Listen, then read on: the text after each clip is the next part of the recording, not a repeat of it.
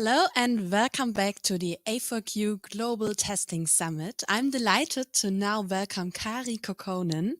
He is the director of the company Knowit and also the author of the book Dragons Out. Dragons Out is a book about software testing mixed with fantasy stories of dragons, knights, and children.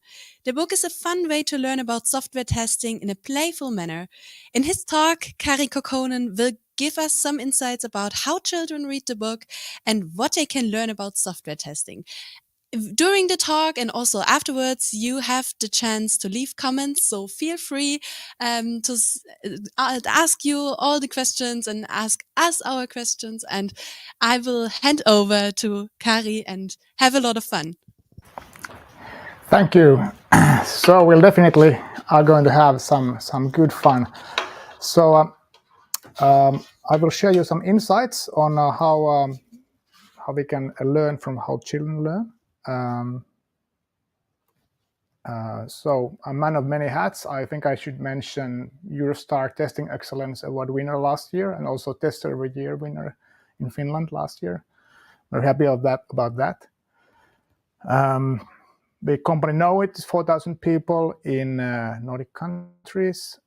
Obviously, I'm also in ICQB. I've been there for 6 years in the executive committee. Nowadays, just a member of a local board. I'm also in the board of directors of TMMI, another testing association for test improvement.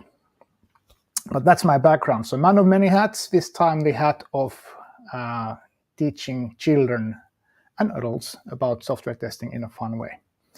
So the agenda here is brief book recap, the project recap, how it happened.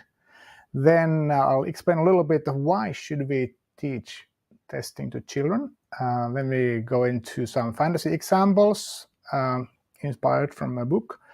I'll explain how children and teachers and adults, parents have taken the book, what kind of learnings we get from there, and then I'll extrapolate those into how us adults can learn software testing.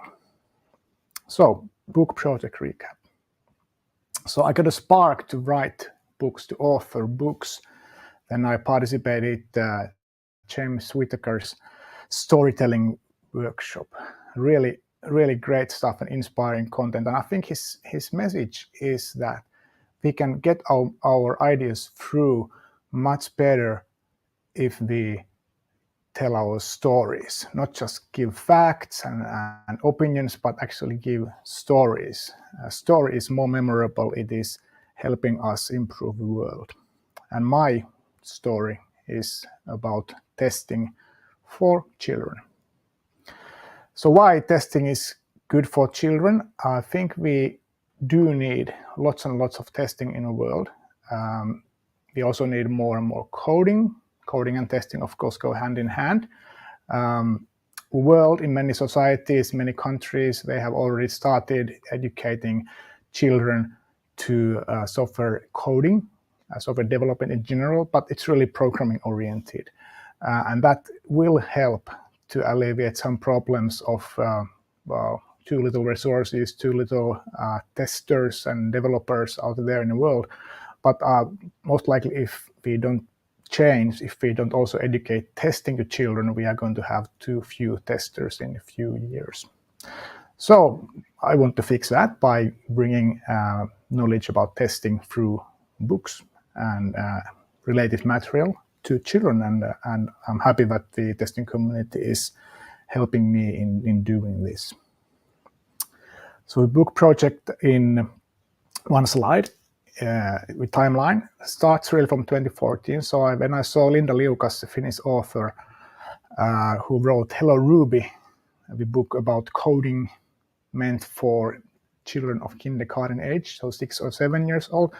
When I saw that book, I immediately thought that we need to have similar content brought to children about testing. And then I was like, I could write that. Yeah. But it took some time. 2018, I actually had time. We had a sabbatical year. The whole family, my wife, my son, myself, we went to Lapland in northern Finland for year of taking off from work, relaxing, thinking about the world in general, and we set many goals. One of my goals was to write this book, so I did. So finished book, Dragon's Out book. I translated that immediately in next half a year. I looked for illustration. I found Adrian Zell, who is really amazing illustrator, and they iterated until we found really nice way of expressing dragons and knights, what I had envisioned to be in the book. So I'm really happy I found her. I set up a crowdfunding campaign because illustration costs. In the same time, I also, of course, found lots of people interested in telling children about testing, and so that led into a school donation campaign. Lots of ICT industry and associations donated books into schools. So I was very happy about that. It was really great to give a diploma of donations to the Finnish Ministry of Education. That was a highlight for me. Finnish and English versions were published pretty much simultaneously. Finnish version first with the publisher called Avain, and then the English version with the publisher called Austin McCauley. So that's it in a nutshell. So I'm the author, Kari Kakkonen, and my illustrator Adrian Zell has created these amazing pictures. All the rights for the book are within the company. I also set out for this project, so it will have something more than just a book in later years. There's also a version of this presentation that you see here, but it's meant to be a teacher material for schools in any country in the world. It talks about testing for 2 hours, so it can be used in 2 classes. Within that time, a teacher can explain basics of testing to children. It's already in 15 plus languages, so it's really impressive. I'm happy about all the volunteers who helped translate this Creative Commons material. So anyway, let's talk about fantasy as a way to learn testing. So I think analogies in general are very good in expressing any content testing also. So let's compare something to something, some familiar situation into something we want to explain. I was thinking about what could be a good analogy about testing towards children, something they would understand, something they would like, and I came up with fantasy pretty soon. I also like fantasy myself. I like dragons and knights myself. I read books about those. But talking to children, I realized this is actually a good fit. So explaining fantasy, dragons and knights helps me explain testing and development terms into children.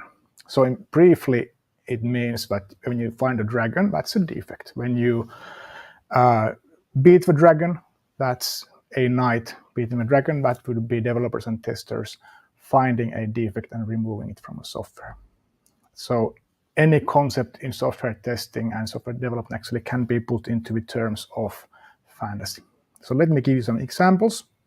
Here we got annoying dragon.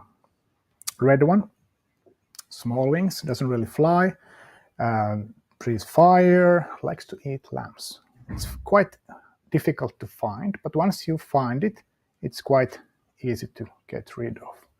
So all of this represents already analogies. So what kind of defect would fit these characteristics? Now that would be a memory leak defect. So similarly, you know something is wrong, but you can't quite place it. Why is this software slowing down? You look into it, finally you find, oh, it's a memory leak on that line of code. And then actual fixing could be just fixing a typo on that line of code. So it could be very simple. Let me give you another example, robin dragons. So there are lots of different dragons in the book, green, gray, some are big, some are small, some are hard to find, some are easy to find, some are hard to remove, some are easy to remove or defeat. Common thing is that they all steal food and treasure. So again, the analogy goes to software testing. So there are lots of defects that have to do with functionality. Most of the defects actually have to do with functionality. So something works wrong, and that wrong could be crucial, or a minor thing. And it could be easy to fix or hard to fix. So again, the comparison works quite nicely. Another example, mean dragon. Mean dragon flies, breathes really hot fire, so causes a lot of damage, steals foods and treasure without being detected, so in secrecy. So that's the key. And it's also black, as you notice. So I think somebody guessed it is a security defect. So black hats, criminals who break into systems, try to steal information, data, or money, or extort people, things like that. They're utilizing the vulnerabilities of the security defects within the code or within systems. Important part of testing. Another example, underground dragons. So underground dragons don't fly, they just make tunnels, they crawl through tunnels to cellars of castles and villages, they steal food from cellars. It's easy food, it's easy prey. That's what they like to do. So similar in software world, sometimes under the software you have hardware, you have a device, the computer, the system that can also break. So sometimes the tester thinks, yeah, there's a problem in software, but on a closer look, you realize the device under the software is broken, and then you need to replace the software, device. Then an example of a nice dragon. Why do we have nice dragon? Dragons are defects, right? So aren't all defects bad? Well, many reasons why I have this here. One is readers, pilot readers, children, including my son Noah. They said that dragons are nice. Why do we need to kill them all the time? We should have also nice dragons. And I was yeah, there are also nice dragons. I will write one into the story. There's definitely nice dragons. So nice dragons would, of course, help people. So what kind of defect would help people? Well, that would be a defect seeding defect, or some call it mutation testing. So here you create defects in the software on purpose. And the idea is that once you have then found all these seeded defects from a code, you have also found all the real defects. So it's actually a test coverage metric, if you will. So anyway, there are nice dragons that can help us. So the other parts of the comparison, so you need some people to find the defects. So you need knights to battle dragons. And knights are both programmers and testers, developers in general, like in Agile. These days, teams are working together. They are doing both coding and testing. Some people maybe have more talents and skills in testing, and they would maybe have a tester role, or maybe we are just team members who do more testing tasks. Anyway, knights battle dragons, programmers and testers find and remove defects. Other people also test users. So in a story, villagers, also children, find or notice that there's a dragon approaching, so they can actually do testing. They find a defect. They will ask for help. They can't remove it themselves, so they will call for knights to help.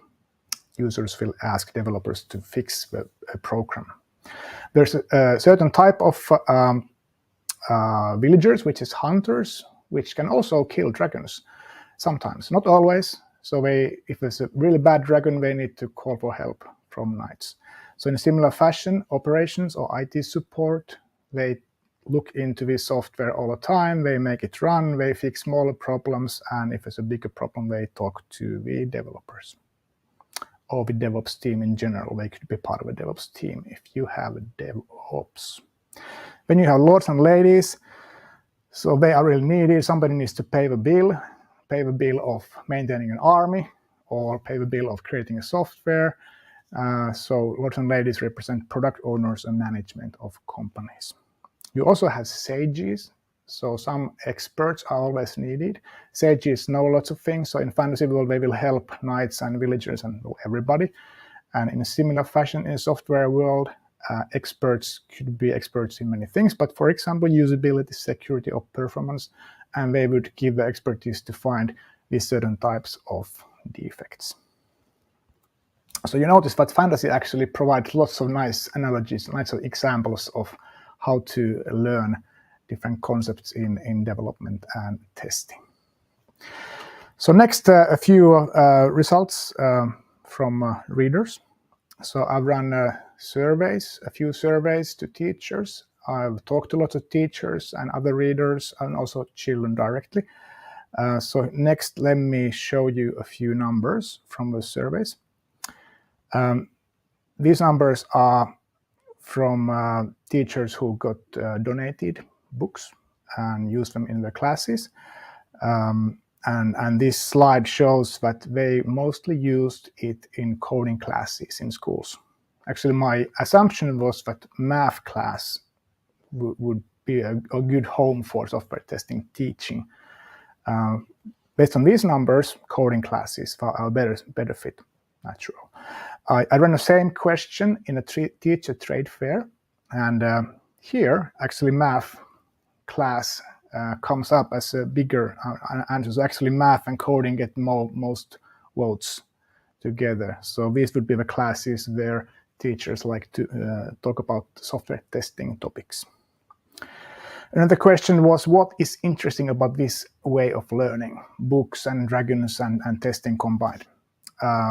Not surprisingly at all, children seem to like the story and the dragons. That's not surprising to me at all. As a side effect, there are lots of learning happening, and they actually like many things. Same question to different audience in the teacher trade fair brings in similar results. So story and dragons are still the main thing that keeps things interesting. So I think what can be extracted from here is that how you represent something, how you present something, how you explain something is more important than actually what you are saying. So make it interesting and people will learn. I think we can all use that insight. Next question was, what are the best situations to teach about testing? Is it the class or is it home or whatever? Class seems to be the favorite place for teachers. Also in the bigger sample, which is from a teacher trade fair. So let's use software testing in classes. The next 5 slides are some insights from those children who have learned testing through the books and through the presentations. So what do we say about testing? Testing is finding bugs, fighting with dragons, going through the software different angles, using software, and it's fun. I think it's well said. It has many angles to testing, which is nice. And the question, how do you test? Well, different values, different angles, looking for strange things, just using and observing. I think, again, really good answers. I think us adults can learn a lot about this. Let's think about variety of different testing. Next one is, why do you need testing? So what you don't have bugs. So what software would work correctly. I like the next one. I could play the game faster. So a software means a game to many children. It's natural. That's probably software we use most. And so what we have good software. So again, really good answers, insightful answers. And how do you learn testing? Now, obviously here they have been exposed to many different ways of learning and they have mentioned many. I'd like to highlight by coding and trying out my own code. So lots of children are learning to code and they realize they need to learn how to test and they want to learn how to test better their own code. And the last question is, what do you do with testing in future? And here, the answers go to 3 categories, coding and testing. So I both code and test. Second one, I'm a test professional. And next one is not really for me. But I wanted to take 2 quotes. I want to be a software tester when I grow up. I'm really happy about this answer. I think mission accomplished. And another one, I want to be a coder and need to test too. So I think this example represents well the understanding that children have about coupling coding and testing. Right. Then I'm also, from exercises I've run to children, so I've been a guest lecturer in schools as well. I've extracted ideas and created checklist inspired by tester, children testing. So there's an easy checklist that you could do when you want to test. Try these things. And if you're more advanced, try the other things on the right. So some ideas for all of you people out there. Try these things in your own testing. In general, what we can take out from here is that when you draw, when you listen or read, when you think about analogies and stories in general, and when you try testing, that combination of learning approaches is powerful, and that's making learning easier. Next few slides take an angle from research. So I also looked into the research out there in the world, and this slide mentions that children really learn in multiple ways, probably more ways than us adults. This piece of research mentions that learning strategies, using many learning strategies is a good idea. So from my work, I've noticed it is a good idea, and research also says the same thing. Concerning storytelling, and so that's just one way of learning, or it looks like that, but actually it is also useful for many types of people, visual, auditory, kinesthetic learners. It works for everybody. So storytelling really is a powerful way to learn. Next bit from research is that children start learning complex things at age of 11 or 12. So that's where we should start talking about testing. Of course, you can try things, and that's testing as well, but more complex testing, try different angles, get some coverage, that would be more complex, and that for that, 11 years is a good starting age. So from these two angles, my work and then research, I would say 6 things come out. So start, when you talk about testing and want to educate people about testing, start with the fantasy example, bring it to ICT world. Be concise, as simply as enough. Say whatever you have to say, as simply as you can. Focus on exercises. Yes, theory, but most exercises. Trying things out makes people learn and remember things. Use all the senses, not just listen. Also use your hands, listen, hear, taste, smell if you can. Share. This has been a great learning. Kids really love to share what they did. It was probably the most fun element of my courses, my classes that I run for children personally. Sharing the pictures of dragons that they draw, dragons representing defects, sharing them through Padlet, and everybody could see what each other draw. And last bit, 6 bit is try your ideas immediately. You need to test something, so you can try to use your testing skills.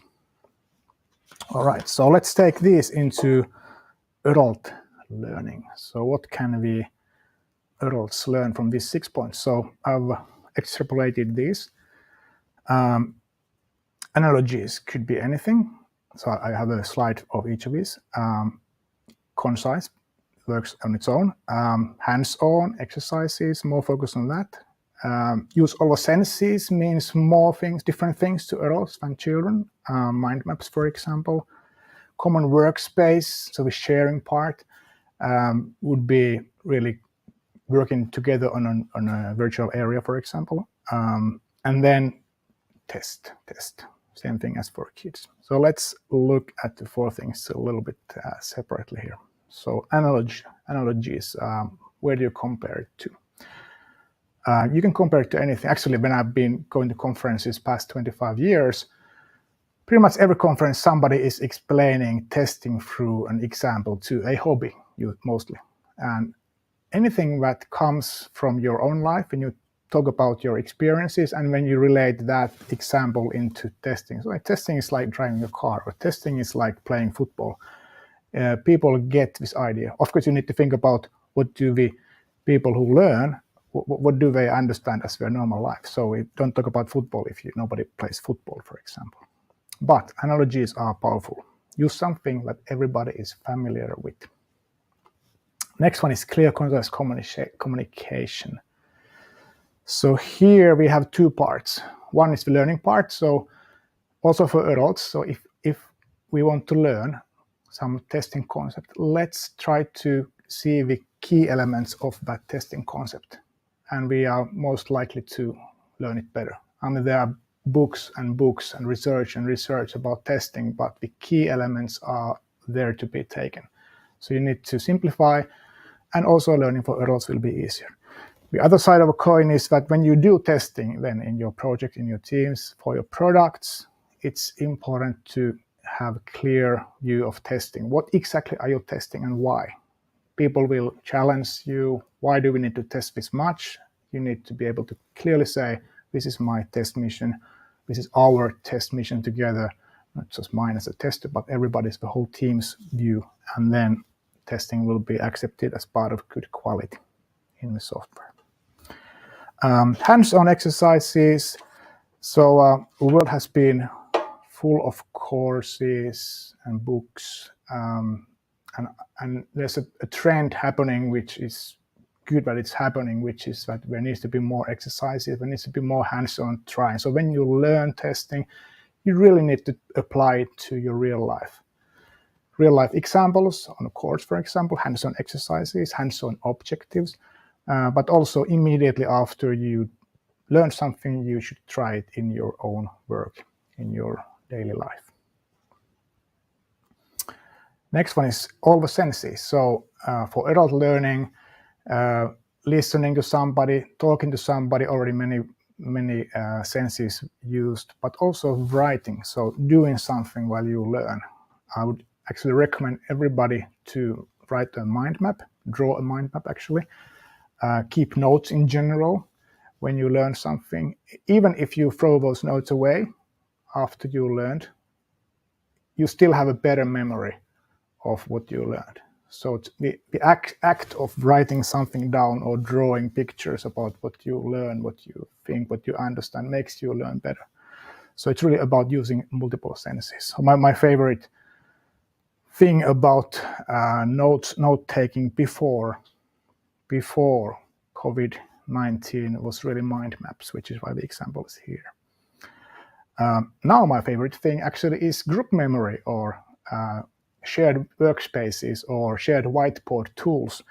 And so this brings us to the real-time status. So when you are learning, again, two sides. So when you are learning, you can learn together on a shared workspace. Everybody can put in content, exercises, everybody can see together, everybody can see what was agreed. It's all there. It's not something that the teacher said, it's something that's visible there. So I would use Mural or Miro, tools like that, to give access for everybody to the common area. And also for testing, so when you actually do testing, it's also good that everybody has access to the same working area all the time. Last bit was start testing immediately. So how do you do this when you learn testing? So often in a course setting, you don't have a proper test environment where you could try real testing. So my answer is look for testing, look for real buggy software. And my solution, actually what I found is very useful, is reaching out to startup companies who have maybe lack of resources in testing. So offer a cooperation. They give their software for a testing class, and in return of this, they get a defect report. So if a testing class finds something, the startup company gets to know about these defects, and then they can fix these defects. So it's a win-win situation for everybody. So when you learn to test, you can try your things immediately to a real software. Right. In the end, I'd like to give all of you a challenge, a small piece of competition, which is trying one of those exercises from the testing classes to children. So this is something you can do during the rest of the day. I'll just explain how it works. So think of a defect that you have encountered. Anything, could be big, small, something that you remember, and think what are the characteristics of a defect? And then if that defect was a dragon, what would a dragon look like? So most likely, if it was a bad defect, you would have a bad dragon, maybe a big dragon. And then draw this dragon. Try to use your creativity and express your memory of this defect that you encountered at one of these times, and create a nice drawing of a dragon. Then take a photo of a dragon and email it to me to that address, Kari Kakkonen @dragonsart.com. And next week I'll have a draw of a prize of one of my books, Dragonsart books. I'll send it to the lucky winner of one of those people who sent the dragon picture to me. With that, I'd like to thank everybody. I'd be happy if you follow me in my social media or the dragonsart.com website. Ask any questions, get the book. Let's get connected. I'll put the competition slide on for a few more moments. So, do we have any questions? No questions? All right, great. Hey, I was happy to be here. Let's keep in contact. Let's draw some dragons and enjoy testing. Thank you.